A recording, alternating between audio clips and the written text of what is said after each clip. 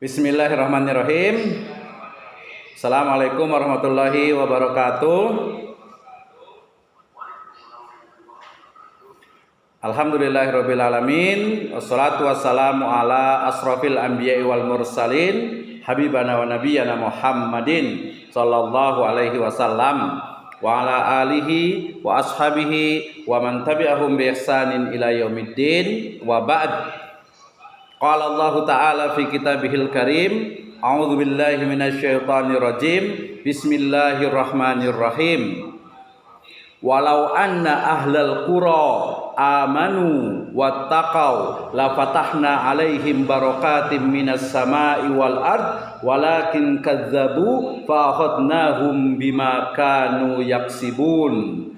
Wa qala Rasulullah sallallahu alaihi wasallam fi riwayatin, innallaha tabaraka wa ta'ala yabtali abdahu bima a'tah faman radiya bima qasamallahu lahu barakallahu lahu fi wa wasa'ah wa man lam yarda lam yubarik la wa lam yazidhu ala ma kutiba lahu. Rawahu Ahmad wal Baihaqi. Amma ba'd, fa inna asdaqal hadits kitabullah wa khairal huda hudan nabiyyu sallallahu alaihi wasallam. Alhamdulillah, syukur kepada Allah Subhanahu wa taala yang telah memberikan kepada kita kenikmatan iman, Islam dan juga ihsan. Kemudian salawat dan salam mari sama-sama kita panjatkan kepada junjungan alam habibana wa nabiyyana Muhammadin sallallahu alaihi wasallam, kepada seluruh ahlul baitnya, para sahabatnya serta orang-orang yang senantiasa mengikuti jejak sunnahnya hingga akhir zaman. Pertama, saya ucapkan terima kasih untuk Breto Institute, ada Kang Adi Sumarna, kemudian juga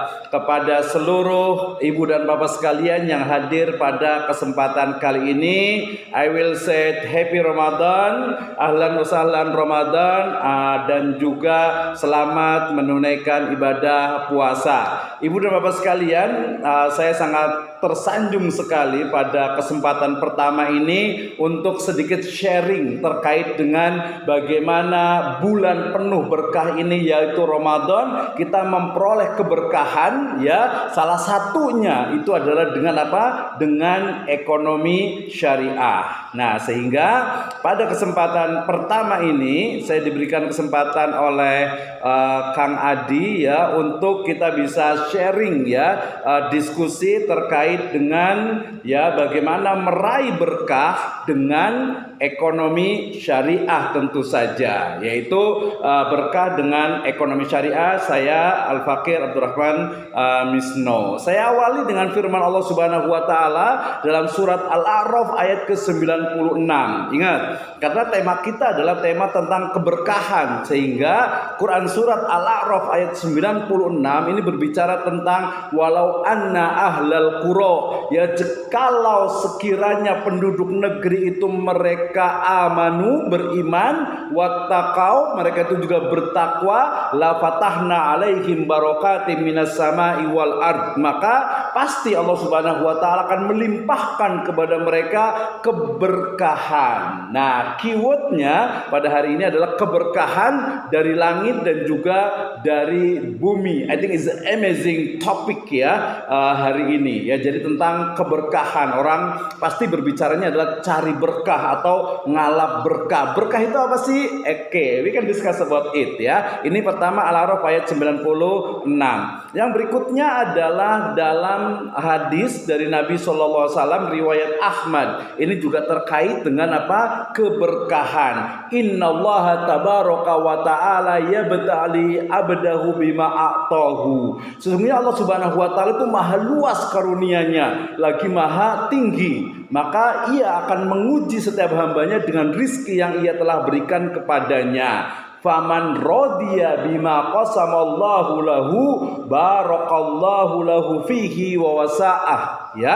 Jadi siapa saja yang ridho dengan pembagian rizki karunia dari Allah Subhanahu wa taala, maka Allah Subhanahu wa taala akan memberikan keberkahan dan kelapangan rizki terhadapnya, ya. Nah, siapa saja yang ridho, ya, kalau dia sebaliknya, ya, dikatakan wa man lam yardo, kalau siapa saja yang tidak ridho, tidak puas, merasa selalu kurang, merasa selalu termiskin di dunia, tersengsara di dunia, paling susah seret rizkinya, niscaya rizkinya itu tidak akan diberkahi. Naudzubillahi min dzalik. Nah, ibu dan bapak sekalian, ketika berbicara tentang keberkahan, ya, tentu saja hal pertama yang harus kita pahami sebenarnya berkah itu apa sih sebenarnya? Nah, kita ambil secara bahasa, al-barakatu bimakna an-nama'u waziyadah. Ternyata yang namanya berkah itu adalah apa? Tumbuh dan bertambah. Ya, jadi ketika anaknya baru menikah, anaknya satu, kemudian bertambah lagi satu, itu namanya berkah, gitu ya. Walaupun bukan hanya itu, kita rizki gaji itu mungkin hanya 1,5 juta, tapi cukup, ya, dicukup-cukupin gitu biasanya. Tapi ada unsur di situ, ada keberkahan, ada gajinya sampai 5 juta, tapi dia sakit misalnya, gitu ya. Nah, ini bicara tentang keberkahan lughatan atau secara etimologi. Nah, Ar-Raghib Al-Asfahani beliau menyebutkan juga yang namanya berkah itu adalah apa?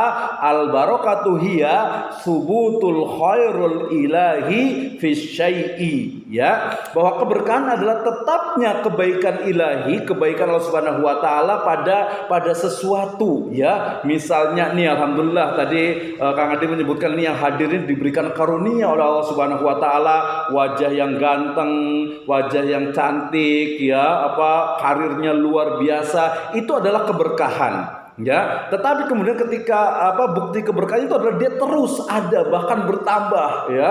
Ini ada Bu Dr. Masro, semakin lama semakin bersinar nih. Wah, Masya Allah, ya. Nah, itu berarti bukti keberkahan, salah satu the one of signs, ya. Satu dari tanda-tanda keberkahan itu apa? Dia selalu ada, selalu tetap, bahkan kelihatannya itu melihat orang lain, kayaknya orang kok rezekinya banyak banget, ya. Orang kok kayaknya tenang banget hidupnya. Nah, itu ciri-ciri salah satu dari keberkahan. Nah, saya ambil juga dari perkataan Ibnu Qayyim Al-Jauziyah. Beliau mengatakan al-barakatu haqiqatuha, ya, hakikat dari keberkahan itu adalah apa? As-subut wal luzum wal istiqrar, ya. Keberkahan adalah tetapnya, langgengnya kebaikan dan bisa berlipat ganda bertambahnya kebaikan itu. Jadi yang diberikan anugerah kecerdasan, ya, bisa menjadi dosen, bisa menjadi coach, bisa menjadi pendamping UMKM, itu adalah bagian dari karunia Allah Subhanahu wa taala. Bagaimana itu menjadi berkah? Maka salah satunya adalah semakin, ya, khairun nas anfa'uhum linnas. Jadi semakin banyak manfaatnya, we can to leverage, ya, the benefits, our benefit tentu saja, gitu ya. Jadi ini perkataan dari Imam Ibnu Qayyim Al-Jauziyah. Jadi keberkahan itu hakikatnya, ya, dia tetap, bahkan bisa jadi berlipat ganda, ya, dia bertambah gitu, ya. Orang yang mungkin diberikan karunia harta yang banyak, sedekahnya dia akan semakin meningkat. Nah, ini jangan sampai nanti kita nyuruh sedekah tapi sendiri tidak sedekah. Naudzubillahi min dzalik, ya. Ya, kita lakukan apa yang kita bisa lakukan. Fattaqullaha mastata'na au mastata'tum. Baik, ini adalah makna dari keberkahan secara lughatan, secara etimologi, secara bahasa. Yang berikutnya, ya, bahwa keberkahan itu adalah al-barakatu, itu adalah an-nikmah. Ini saya ambil dari kamus Al-Munawwir. Kemudian dalam kamus besar bahasa Indonesia, yang namanya keberkahan itu adalah karunia dari Tuhan, dari Allah Subhanahu wa taala, yang mendatangkan kebaikan bagi kehidupan manusia. Sehingga yang namanya keberkahan itu adalah ziyadatul khair, ya, bertambahnya kebaikan atau sesuatu yang banyak dan melimpah, mencakup berkah-berkah material, spiritual, keamanan, ketenangan, kesehatan, harta, anak-anak, dan juga usia, ya. Tadi bukan berarti nih, ya, bukan berarti yang sakit, yang sering sakit-sakitan itu berarti bukan berarti tidak berkah, gitu, ya. Inilah ajaba amrul muslim atau ajaba amrul mukmin. Jadi very amazing ya, extremely amazing ya, bahwa orang muslim itu, orang mukmin itu dia sangat amazing. Kenapa? Kalau dia dapat anugerah dia bersyukur, dapat karunia dia bersyukur, ketika dia ditimpa musibah dia bersabar ya. Nah, ini tidak terjadi illa li muslim. Ini salah satu dari the benefit of our religion or our spirituality ya. Jadi ini yang menjadikan hidup kita itu semakin ya enjoy gitu ya, menikmati hidup betul-betul ini ya, walaupun ini ya harus dilakukan secara summan tobakon an tobak ya, terus menerus ya, memotivasi. Ini kayaknya kalau yang trainer coach ini udah biasa banget lah ya, udah tidak aneh gitu ya. Oke, next. Ternyata ketika berbicara tentang keberkahan di dalam Al-Quran, keywordnya, kuncinya itu adalah apa? Takwa ya, atau iman yang pertama, dan kedua itu adalah takwa. Al-A'raf ayat ke-96 ini ya. Jadi pertama keimanan. Kenapa? Karena ketika berbicara tentang keimanan, di sana muncul rasa apa ya?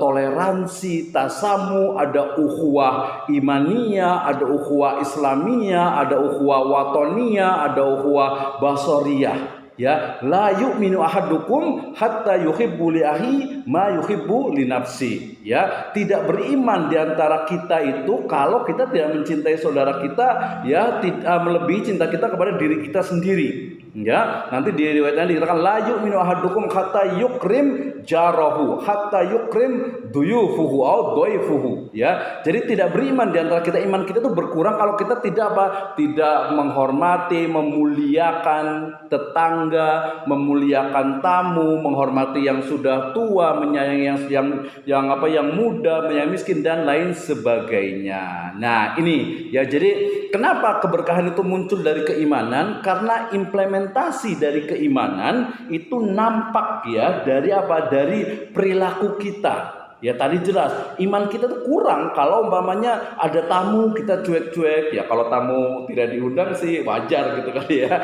Tapi kalau tamu itu ternyata membawa keberkahan gitu ya, kemudian juga tetangga dengan tetangga kita juga, dengan orang-orang di sekitar kita, itu tanda-tanda dari keimanan yang sifatnya hablum minan nas. Nah, ini keberkahan di dalam Al-Quran kuncinya adalah iman, yang kedua adalah takwa ya. Jadi kalau iman itu dia al-iman itu hahuna di dalam sini nih, di dalam dada kita gitu ya, sementara takwa itu terimplementasi. Saya menyebutnya dengan takwa itu adalah mengoptimalkan seluruh potensi jiwa dan raga kita untuk mendapatkan ridho dari Allah Azza wa Jalla. Itu adalah takwa ya. Oke, selanjutnya ketika berbicara tentang takwa dan juga iman dan juga keberkahan, ternyata ada juga makna keberkahan di dalam as-sunnah atau di dalam hadis ya. Ini terkait dengan bagaimana kita itu antu'minu bil qadari khairihi wa syarrih. Kita tuh beriman, kita itu yakin dengan takdir Allah Subhanahu wa taala, baik yang kesannya kelihatannya di mata manusia itu buruk ataupun yang di mata manusia itu baik. Ya, artinya apa? Artinya kita betul-betul meyakini bahwa semua yang menimpa kita itu adalah yang terbaik untuk diri kita, baik secara fisikal ataupun secara psikis. Nah, ini perlu nih, ini sangat penting sekali untuk pekerja, untuk karyawan, untuk UMKM, untuk entrepreneur, untuk trainer semuanya. Ya, kalau untuk trainer itu biasanya sudah dilatih nih, you are the best gitu ya, Anda adalah yang terbaik gitu ya. Nah, ini harus dibiasakan dari sini. Ya, kalau kita ikhlas, kita ridho, maka keberkahan itu akan muncul.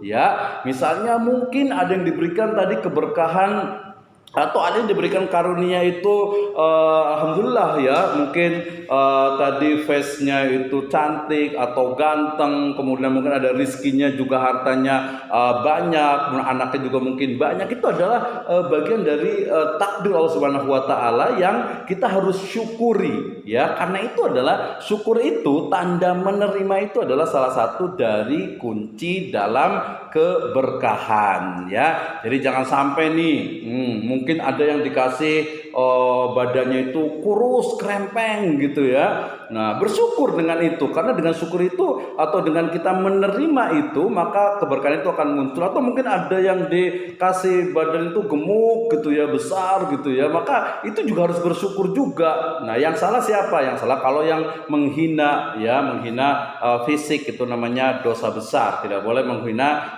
fisik orang lain, apalagi memang sudah ya, kalau orang Betawi bilang tuh udah dari sononya gitu ya. Itu tidak boleh. Sama juga menghina Allah Subhanahu wa taala. Oke, ini keberkahan di dalam as-sunnah. Nah, dari sini kita berarti ketahui bahwa yang namanya keberkahan itu adalah kebaikan yang banyak yang muncul dalam karunia ya, dalam anugerah yang ada pada kita. Sifatnya itu dia bisa terus bertambah, tetapnya kebaikan itu, dan bisa lebih berlipat ganda dari anugerah tersebut. Oke, next. Ketika bicara tentang keberkahan dalam ekonomi syariah, tentu saja ya kita harus pahami ya, ini kesannya sangat apa ya, sangat akademik, padahal yang namanya ekonomi ya sesuatu yang memang kita lakukan, seluruh kegiatan aktivitas yang memang di sana itu ada unsur produksi, konsumsi, distribusi, ada menjual, ada membeli, ada mungkin mengonsumsi dan lain sebagainya. Ini